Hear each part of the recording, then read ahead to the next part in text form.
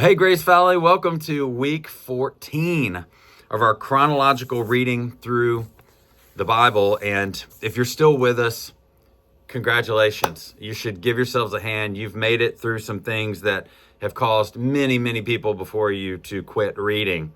When they got to things they didn't understand, they got to a genealogy, they got to a bunch of rules and regulations that didn't make sense to them, but you made it through all of that. So congratulations. And man, it's so worth it. I hope that I hope this has been so encouraging to you. I know it has been to me as I've read. And here, week 14, we come to one of my favorite stories in the whole Bible. I'm going to try to talk really fast so that this is not super long, but there's so many great things to learn from this story of Gideon in Judges 6 through 8. What we see, if we just look at the backdrop of this story, is that the people of Israel are being harassed by this group of people called the Midianites. Every time they find something they enjoy, even just they harvest their crops, the Midianites come down and take it from them. It's like a bully on the playground. Whatever they find that they enjoy, the Midianites come down, they take it from them. They kill people, they do whatever they want. They push them around and then they go back home. And it's just a miserable situation. And they cry out to God, and God sends a prophet to them. It's interesting, the prophet in chapter 6 of the book of Joshua, the prophet says to them, he says, "This is what God says to you. I told you, I'm the Lord your God. You must not worship the gods of these people around you in whose land you live, but you have not listened to me." He reminds them, the reason you're in this situation is because you chose to put your faith in the gods of these people that are around you and not in the living and true God.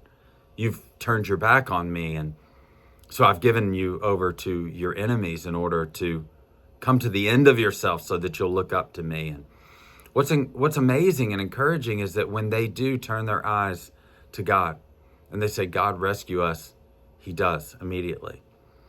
And what he does is he comes to this guy named Gideon. And Gideon, it says, is on the threshing floor. And basically he's got the wheat that he's harvested and he's preparing it because he's doing this hastily so that he can hide it from the Midianites. He's afraid. And as he should be, because they're going to come down and take it. So if he doesn't harvest this, he doesn't put it away somewhere that they can't find it, he's going to take it. And this angel comes to him and says to him, "Mighty warrior, the Lord is with you." So in the middle of his situation, in the middle of his fear, God comes to him and says, "You're a mighty warrior. I'm going to use you to deliver your people from the hand of these Midianites." Man, this is so encouraging today. If you're feeling weak, if you're feeling hesitant, if you're feeling like, man, I don't have the faith, I'm afraid, I'm running scared of everything that's going on at me in life, and I don't have the faith that I wish I had to look up to God. Isn't it encouraging to know that God sees what you can become and not what you currently are? Isn't that encouraging? He sees the intentions and the thoughts in your heart, even if they haven't come to fruition yet, even if you're struggling right now, that God sees what you can become. And God uses weak, hesitant people to accomplish his purposes. This is the whole idea of the story of Gideon.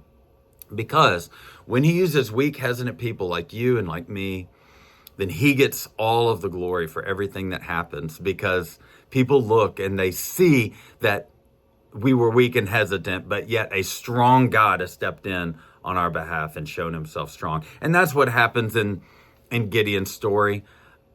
I'll just try to quickly recap the whole rest of the story, but in his insecurity, he asks for a bunch of signs and God gives him signs. He's patient. God is patient with Gideon. In the midst of his growing faith, his confidence in God is growing, but he's struggling. And God asks him to do several things that nobody else sees. Like his dad has this giant altar to Baal, and he says, in the middle of the night, go and tear that down and burn it. And they don't need to be worshiping some other god, so tear this down. And so he does that. And then when the people are running around trying to figure out who did this so that they can kill him, God protects Gideon. And Gideon's confidence in God is growing to the point where he is ready to go out and lead the people to fight against these Midianites. And famously, he puts out a fleece and he says, God, just don't be mad at me. I really, really want to be sure. I just need one more thing. I'm going to put this fleece out here. And if you really want me to go do this, then let's let the fleece be really wet and the whole ground be completely dry, because I'll know that's not a natural thing. And he goes out in the morning, and that's exactly the case. He squeezes it out. There's a lot of water. And then he says, okay, don't be angry. Let's do this one more time and reverse it. Let the fleece be dry and let the ground be wet. And he goes out the next morning, and it is. And his faith and his confidence in God grows. And finally, he goes to lead this people against the Midianites. And the moment of truth comes. He raises up his army. It's 32,000 people to go fight against the Midianites' army, which is somewhere north of 100,000 people. And God tells him something that's nonsensical. He says, you've got 32,000 people. It's too many. So send a bunch of them home. Just say, hey, if you don't want to fight, go home. And a bunch of them do. And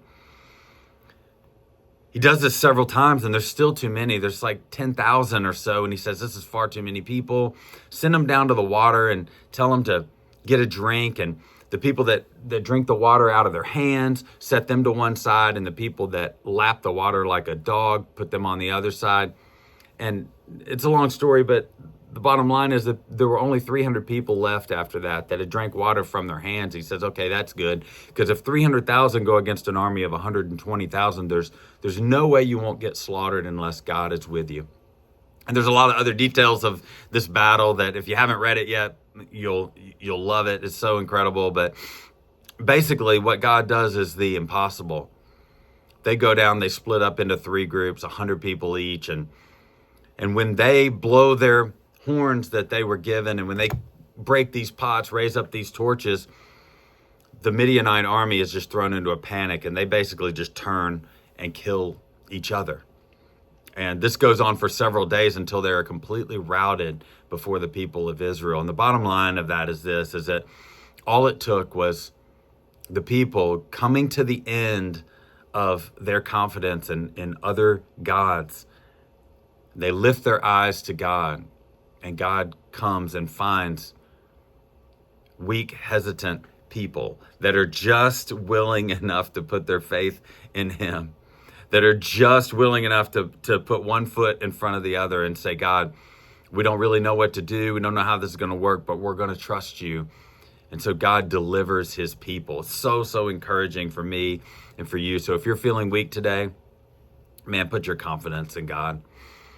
If you realize that you've been trusting in other things around you, will you just look to God and say, God, forgive me. I've been putting my faith and my confidence in everything else, but I'm looking to you today because I know you're the one true God. God will take your weakness. He'll take your hesitance, and he will show himself strong in your life. Guys, I hope you have a great week. See you soon.